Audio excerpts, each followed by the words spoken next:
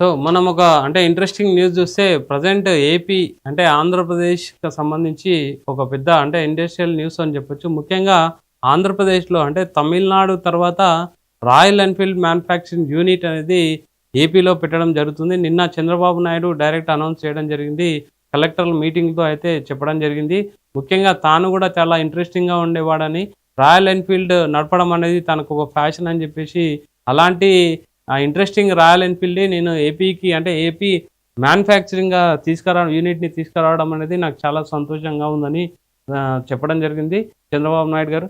సరే, ఓవరాల్‌గా మనం చూసుకుంటే ఇది ఆంధ్రప్రదేశ్‌లోనే రాయల్ ఎన్ఫీల్డ్ భారీ పెట్టుబడి 2200 కోట్లకు సంబంధించిన పెద్ద ప్రాజెక్ట్ అని చెప్పాలి. తర్వాత ముఖ్యంగా ప్లేస్ వచ్చి చూస్తే సత్యవేడు, తిరుపతి జిల్లాలో కొత్త తయారీ యూనిట్ ఇది. తర్వాత ముఖ్యంగా స్థలం చెప్పినట్టు సత్యవేడు, తిరుపతి జిల్లా. అంటే ప్లాంట్ యొక్క విస్తీర్ణం చూస్తే 267 ఎకరాల నుంచి 276 ఎకరాలలో అంటే భారీ ప్రాజెక్ట్ అని చెప్పొచ్చు. తర్వాత పెట్టుబడి వచ్చేసి 2200 కోట్ల వరకు పైబడి పెట్టుబడి ఉంటుంది. ఉత్పత్తి సామర్థ్యం చూస్తే సంవత్సరానికి 9 లక్షల యూనిట్ల రాయల్ ఎన్ఫీల్డ్ బైక్లను అయితే ఈ ప్లాంట్ నుంచి రిలీజ్ చేస్తున్నారు. తర్వాత మొదటి దశ వచ్చేసి కంప్లీట్ 2029కి కంప్లీట్ అయిపోతుంది. ఫస్ట్ ఫేజ్లో ఇది కంప్లీట్ అయిపోతుంది. సెకండ్ ఫేజ్లో వచ్చేసి 2032లో ఈ ప్లాంట్ని అయితే కంప్లీట్ చేయడం జరుగుతుంది. ముఖ్యంగా చూస్తే ఇది అంటే ప్రజెంట్ మనం లోకల్ ఇండస్ట్రీ పెట్టినా ఎక్కడైనా సరే ఇంచుమించు 5000 వరకు అయితే ప్రత్యక్షంగా కానీ పరోక్షంగా కానీ లోకల్ ఏపీ జనాలకైతే ఖచ్చితంగా జాబ్లు వస్తాయనేసి సీఎం చంద్రబాబు చెప్పడం జరిగింది.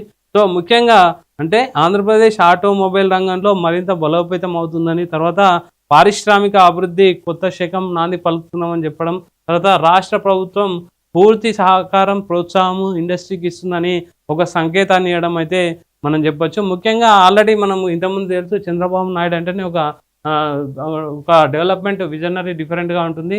అలాంటి అంటే 2029 వరకు ఫస్ట్ ఫేజ్ అయితే కంప్లీట్ అయిపోతుంది. ముఖ్యంగా ఇంచుమించు 5000 వరకు అయితే జాబ్లు వచ్చే అవకాశం ఉందని చెప్పడం జరుగుతుంది.